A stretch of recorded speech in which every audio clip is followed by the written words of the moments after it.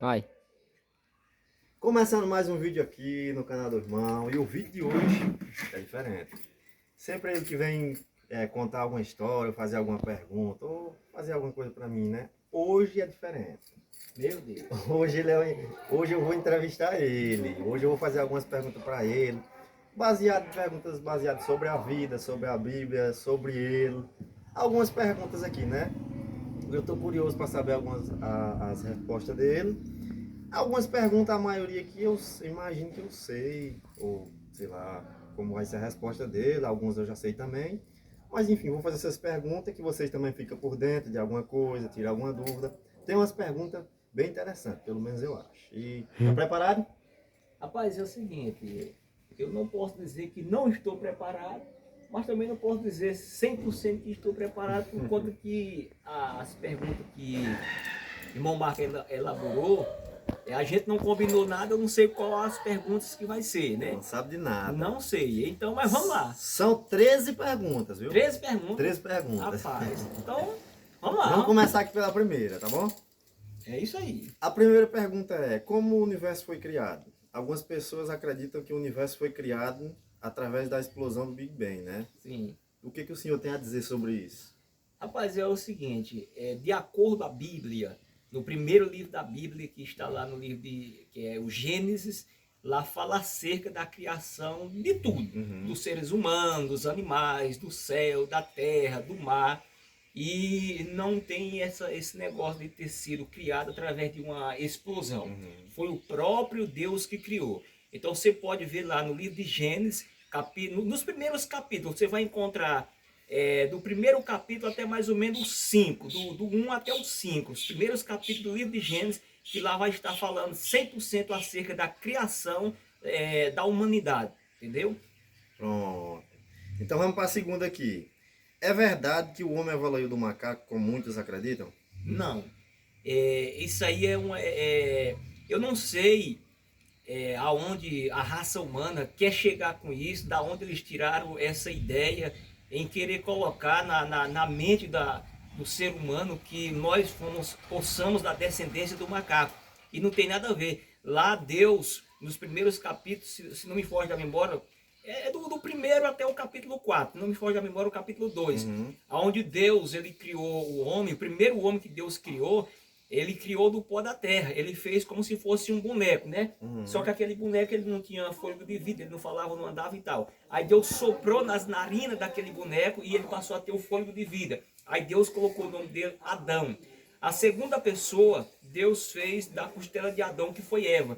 Adão, Deus colocou um sono em Adão, Adão começou a dormir, Deus cerrou uma costela de Adão e fez Eva, né? Por que Deus fez Eva? Foi até um privilégio para nós homens, meu Marco, porque Deus viu que o homem sozinho não era bom que o homem estivesse só. Então Deus fez Eva para ser a companheira de Adão. Certo. Então vamos para a terceira. Como ter mais intimidade com Deus? Então, como ter intimidade com Deus? Às vezes, irmão Marco, as pessoas querem ouvir a voz de Deus, às vezes as pessoas querem ser usadas por Deus, às vezes as pessoas querem ter um relacionamento com Deus. Mas para nós ter esse relacionamento com Deus, nós ter a presença de Deus, vai ter que ter um esforço. Um esforço, às vezes levantar de madrugada, 3 horas da manhã, 4 horas da manhã, para orar. Tem que ter também um período de oração no período do dia, ou que seja no período da noite, você orar, você ler a Bíblia, não só orar, mas ler a Bíblia. E você também ter uma vida santa. Quando eu digo ter uma vida santa, você ser uma pessoa fiel, fiel nos seus negócios, comprar, pagar direitinho, fiel com a sua família, ter uma vida com a igreja, com os irmãos. Então, você ter uma vida fiel e buscar a presença de Deus através da leitura da Bíblia, através da oração, pode ter certeza que você vai conseguir sim, sentir realmente a presença de Deus. Certo. É a quarta, né? Quarta pergunta. É pecado não dar o dízimo? Então, hoje mesmo, já me fizeram, ou já vi essa pergunta. Não fizeram diretamente para mim, mas eu já vi essa pergunta hoje lá no grupo, que a gente tem um grupo dos pastores. A questão do dízimo é o seguinte: o dízimo ele é um ato de fé. Um ato de fé. Por exemplo, você quer ser abençoado, você ajudando a igreja, você ajudando não só a igreja, mas ajudando também as pessoas necessitadas, as pessoas que estão precisando, com certeza, aquilo que você contribui para a obra de Deus, pode ter certeza que Deus também vai abrir as portas para você. Entendeu? Entendi. Vamos para a quinta pergunta. Uma pessoa que faz várias coisas boas, que ajuda várias pessoas, que não bebe, não fuma, uma pessoa que tranquila, que não, digamos que não faz nada de errado, mas não aceitou Jesus, vai para o céu? Bom, Marcos, é o seguinte, se nós for para a Bíblia, nós vamos encontrar na Bíblia um jovem. E esse jovem, ele perguntou para o Senhor Jesus acerca da salvação. Aí Jesus falou para ele a questão dos mandamentos, dos 10 mandamentos. Se ele conhecia os mandamentos. Aí aquele jovem, ele disse assim, que conhecia os mandamentos, honrar Deus acima de tudo, honrar pai e mãe, tal, tal. Ele, é como se dissesse assim, ele tinha um currículo bom, ele conhecia. Sei. Só que Jesus pegou e falou para ele assim, aquele jovem, a Bíblia diz que ele possuía muitas fazendas, ele era rico, né? Aí Jesus disse assim para ele, vende tudo que tu tem e divide com os pobres. Quando Jesus falou para ele vender tudo que ele tinha e dividir com os pobres, ele entristeceu o seu coração, e aí Jesus até falou assim, que seria mais fácil um camelo passar no fundo de uma agulha do que um rico entrar no reino de Deus. Mas por que Jesus falou para aquele jovem? Falta uma coisa. Faltava, o que faltava nele? Era ele realmente aceitar Jesus. Ou seja, mas naquele momento ali, ele achou que os seus bens materiais era como se fosse igual ou melhor do que Jesus. Ele se apegou mais com os seus bens do que com o Senhor Jesus. Ou seja, nessa questão aí, dessa pergunta aí, precisa aceitar Jesus, é necessário sim a pessoa confessar. A Bíblia diz que aquele que confessa diante dos homens, diante de Deus também, o Senhor Jesus apresenta ele diante de Deus. Ou seja, aquele que confessa diante dos homens é apresentado também diante de Deus. Certo. Acho que é a sexta. Sexta. Existe pecado que não possa ser perdoado? A Bíblia fala acerca de um. Que é acerca de a blasfema contra o Espírito Santo. A Bíblia fala, por exemplo, prostituição é um pecado gravíssimo, mas Davi foi um homem muito sábio, para quem não sabe ainda, foi o segundo rei de Israel. O primeiro rei foi Saul, e Davi, ele foi um homem segundo o coração de Deus. E Davi, ele cometeu não só um adultério, mas ele cometeu um adultério e um homicídio. Ele mandou matar Urias, que era o esposo de Batseba. E ele matou Urias e ficou com Batseba e tal, e aquele negócio. E aí o que acontece? Ele adulterou, ele pecou contra Deus e ele pagou um alto preço por conta daquele pecado. Pagou um alto preço. Mas ali não impediu dele ir para o céu. Ele se arrependeu, chorou amargamente, pagou alto preço. Mas o pecado mesmo que a Bíblia fala que não tem perdão é acerca da blasfêmia contra o Espírito Santo. Estão gostando até agora? Tem muito mais perguntas aqui, então já vai deixando o like aí, vai deixando um comentário, vai deixando aí o que você acha também, sua resposta sobre essas perguntas nos comentários, né? Desse jeito. E outra coisa, gente, Marca fazendo umas boas perguntas realmente da Bíblia, e eu sei que pode vir outras depois. Até agora eu estou respondendo. Às vezes você pode estar dizendo, Evangelho, tu está respondendo, mas não está falando o livro, capítulo, versículo. É porque, por mais que você estuda a Bíblia, às vezes na hora você está sabendo da história, mas no momento não está lembrando o versículo, o capítulo. Mas eu estou respondendo conforme está escrito. Então vamos lá. Acho que é a sétima. Sétima. Qual o verdadeiro sentido da vida? O verdadeiro sentido da vida, quando Deus nos criou em primeiro lugar para nós adorar a Deus. Tem pessoas, Marco, que às vezes moram num apartamento, tem pessoas que às vezes têm fazendas, tem pessoas que às vezes, se for possível, tem dinheiro para comprar uma ilha só para ele, entendeu? Mas mesmo com tudo isso não tem felicidade. Sabe por que ele não tem alegria, não tem felicidade? Porque a felicidade, irmão, as pessoas não conseguiram ainda entender. A verdadeira felicidade está nas coisas mais simples. Por exemplo, você tá numa roça dessa aqui, que aqui na nossa frente tem uma roça, tem uma propriedade. O que acontece? Mas se você estiver bem com Deus, adorando a Deus, você consegue ser feliz, mesmo morando em uma casa de taipa. É verdade. Entendeu? Então, o verdadeiro sentido da vida é adorar a Deus em espírito e em verdade, e receber a alegria do céu para o nosso coração. É verdade. Vamos aqui para a próxima. A oitava. A oitava. No céu, nós vamos ter família? No céu, não é que eu não posso usar essa expressão assim, nós vamos ter família, mas a Bíblia diz que os que foram fiel a Deus aqui na terra, nós iremos se encontrar na glória. Entendi. Só que lá no céu não vai ter negócio de dizer assim, essa aqui é minha esposa, aquela ali é meu filho, aquela ali é minha... que nós vamos estar lá em um corpo glorioso. Entendi. Lá não vai ter negócio de produção. Eu vou continuar tendo um casamento com a minha esposa, vai nascer mais filho e tal. Não. Essa questão de produzir filhos é aqui na terra. Então, quem for para a glória, nós vamos se encontrar lá. Mas num corpo glorioso e não vai ter mais relacionamento e essas coisas. Entendi. Entendeu? Vamos para a próxima, a nona, né? Nona. Em algum local que o senhor já pregou a palavra, seja em um culto, ou em algum momento que o senhor estava ali pregando a palavra, Sim. Deus já falou com o senhor ao ponto de, por exemplo, determinar uma cura ou uma libertação para alguém? Sim, sim. Já, né? Teve uma vez, isso tem uns 8 anos mais ou menos, que eu estava dirigindo culto em uma congregaçãozinha simples, humilde.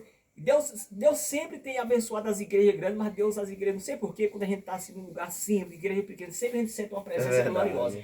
E eu estava dirigindo o culto e eu mesmo seria o ministrante que estaria pregando naquele dia. E tinha uma irmã, tem, que ela está viva para contar a história, não é aqui, é na minha cidade, Flores do Piauí, no interior de Flores. E ela estava com todos os exames na mão, que ela já tinha uma cirurgia marcada para o outro dia. Isso era um domingo e ela ia fazer uma cirurgia da segunda para terça. Ela estava com um problema no útero. Sei. E o que acontece? Eu já tinha feito todos os exames e o médico já estava simplesmente esperando ela no outro dia em Teresina Para fazer a cirurgia. para fazer a cirurgia. Aí eu estou dirigindo o culto, estou pregando aqui, e Deus tocou no meu coração para me chamar ela na frente. E aí eu chamei ela na frente, ela veio, todo mundo lá é testemunho, e eu disse, tu tá com teus papéis aí na mão, tudo preparado, os exames para você fazer essa cirurgia amanhã, mas Deus manda te dizer que tu não vai fazer essa cirurgia. E ela disse, não, mas o carro vai passar hoje depois do culto, 10 horas da noite, o carro vai me pegar em casa hoje para levar para Teresina. Você vai para Teresina e tal, mas quando chegar lá, antes de você fazer os exames, peça ao médico para fazer antes de você fazer a cirurgia, fazer novos exames.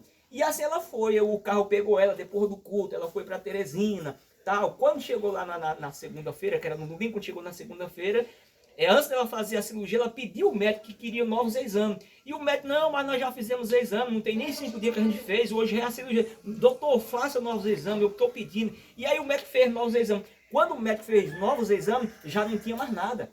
A mulher estava curada, Deus curou ela. Então aqui não é história de brincadeira, aqui é coisa de Deus. E de repente, no outro dia a mulher já estava de volta. Mandou um recado para mim na casa dela, eu fui com a minha esposa, nos abraçou, chorou. Estava curada, não curada pela medicina, curada por Deus.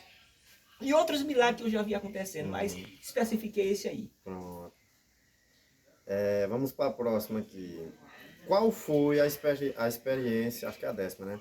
Qual foi a experiência assim, mais forte que o senhor já teve com Deus? A minha experiência mais forte, irmão Marco, eu já contei o testemunho aqui na igreja, foi em 2003. Foi 2003.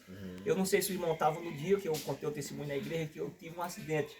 Com o trator, né? Isso, que o rapaz, eu estava na minha moto, o rapaz veio, bateu em mim e eu passei embaixo do trator. O trator andando, aqui não é... E o que aconteceu? Embaixo do trator veio um pensamento na minha mente, Senhor, por que eu estou morrendo? Eu não era casado na época, foi em 2003, eu casei em 2005. Aí veio um pensamento, Senhor, por que eu estou morrendo? O Senhor falou que ia me usar na terra, que ia me levar em vários lugares, e de repente eu estou morrendo. Debaixo do trator eu pensei, eu não falei, eu pensei.